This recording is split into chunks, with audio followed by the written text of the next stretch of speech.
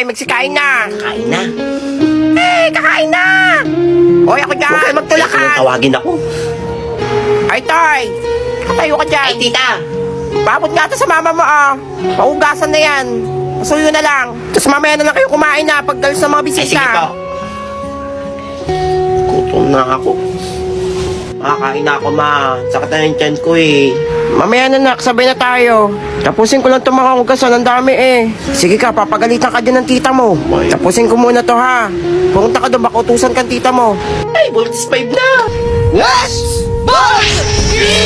Hoy, sino nagbukas sa TV? Alakan na ng bayaran, ha? Hoy, ikaw ang hindi nagbukas sa TV, ha?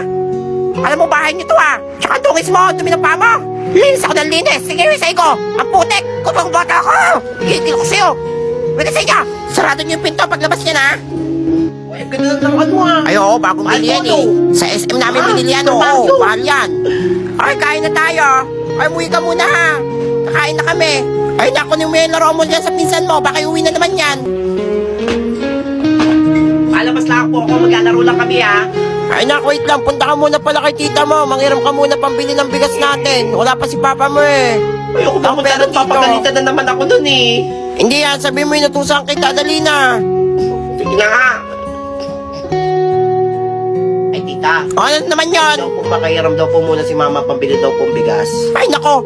Mayroon Ako pera daw po dito. pagdating na lang daw po ni Papa Kaya nangiram. babayaran. Sabi mo may utang na nga siya. Lahat na lang inasa niyo na dito. Wala ka mo akong pera ngayon. Tigil kayo, ha? Sige po, sabihin ko na lang po. Puro na lang utang. Ay, nako.